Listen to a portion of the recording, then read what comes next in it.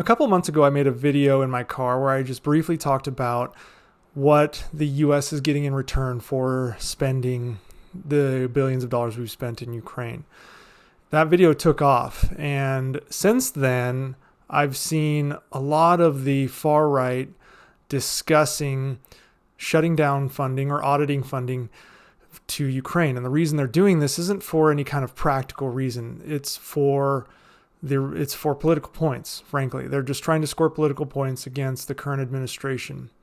So I wanted to go further in depth from that video and talk about the cost to the US, but what also the benefits we're getting and how we actually are likely saving money, if not going to be making a lot of money financially. And this is never how you should look at a war.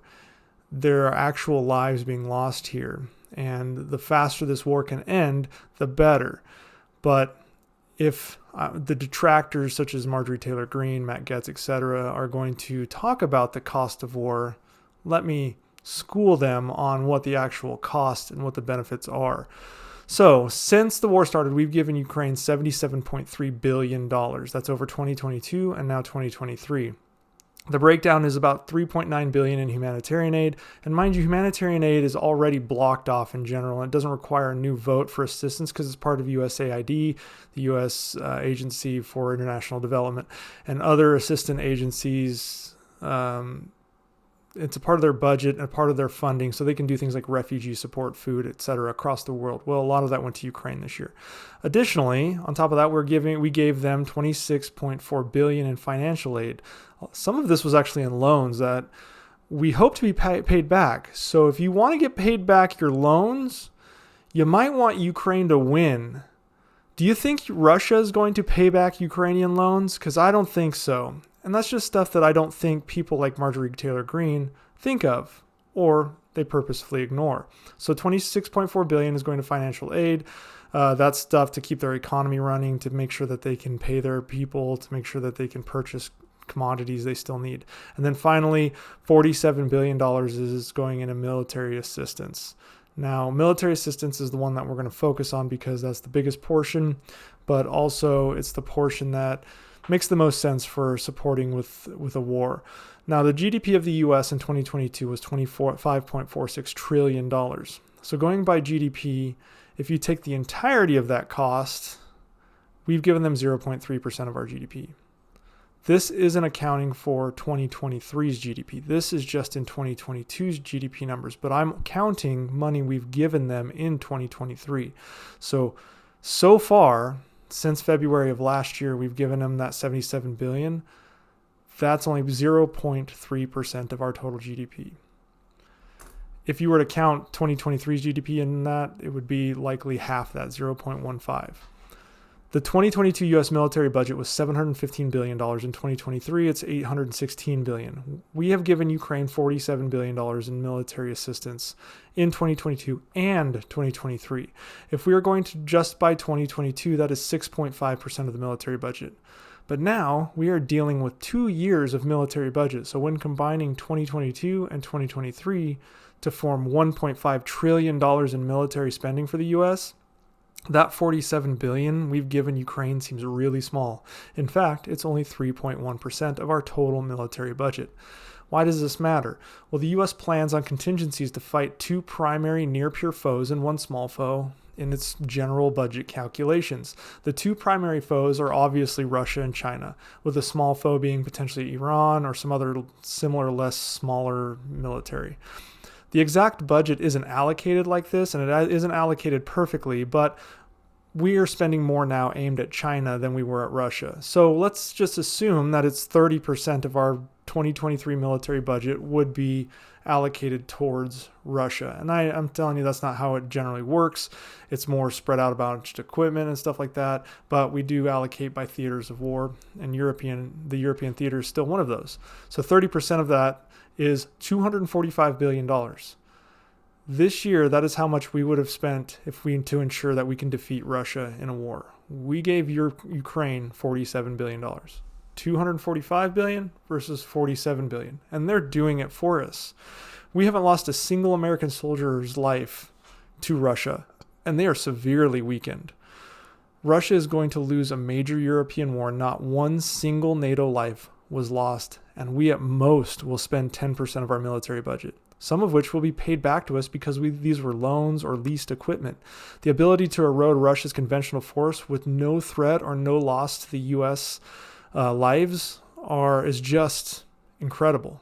I mean, the ability to destroy your enemy without putting your own forces at risk with relatively modest investment just strikes me as a gift to the U.S. This is the greatest military bargain in American history, period. This also signals to China that a war against the collective West is a bad idea. Not having a war likely saves the U.S. $1 to $2 trillion and millions of lives globally. But let's break this down further, because I'm sure you want to know more about the cost specifically and what we are getting back from it. Ukraine is getting U.S. equipment. When the war is over, they will need to buy parts from that equipment. Guess who that's going to come from? The U.S.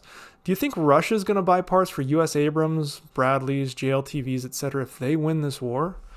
Likely not. So again, maybe we should want Ukraine to win this war so we can have a part stream to them, and they're paying us for that. I cannot fathom how Republicans who are against this war, which are not as many as you think, there's far less Republicans that are anti-Ukraine war than there are that are supporting what Ukraine is doing. But I can't fathom those far-right Republicans that sit there and say, we need to pull funding and everything like that because we then get no return on our investment. Russia will no longer buy equipment. They aren't going to do anything with the U.S. if they win this war. So we have a vested interest in getting our loan payments back, getting the supply streams back, selling Ukrainians equipment, etc. over the long term. So we need Ukraine to win this war purely from a financial perspective, if that's what you want to focus on, which again is not the thing you should focus on. But this is the thing they are fucking focusing on. So here we are. But this also brings up the fact that U.S. equipment is doing so well over there, such as HIMARS, that other countries, and our drones as well, other countries want to buy our equipment to include NATO countries. And this is already happening. Poland has put in an order for hundreds of pieces of equipment and drones. Romania is buying tanks. Germany, Norway, and the UK are buying F-35s. There's a line for Patriots, a line for U.S. Suicide drones. The U.S. is going to reap a massive windfall in equipment and part sales, not only to Ukraine, but to the Europe writ large, because we have shown that we are a good steward and a good partner. And being integrated into the U.S. NATO system means that you have a secure and constant supply of equipment that you can need and you can use in the event of a war with Russia. Poland's tank procurement is worth $4.75 billion alone, and it means jobs for those tank builders at General Dynamics.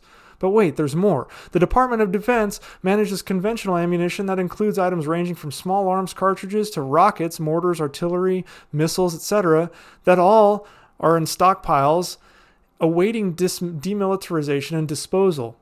Approximately 800,000 tons of ammunition is waiting disposal because ammunition has a shelf life. So if it's not used, it has to be destroyed or disposed. This is both an environmental and a monetary cost to the U.S. Storing, maintaining, disposing this material costs us huge amounts every year. But Ukraine is now doing this for us, and that is just ammunition. Military equipment sitting with no other uses than to become targetry for tanks and aircraft or finding new uses in Ukraine. The cost of that equipment is rolled up in the amount that we've given Ukraine. No one actually says, I gave my old TV to Goodwill and shit, it cost me $400. That's not how it works. This stuff was not being used. It was just sitting there, and we're giving it to them. And it's still better equipment than the Russians have.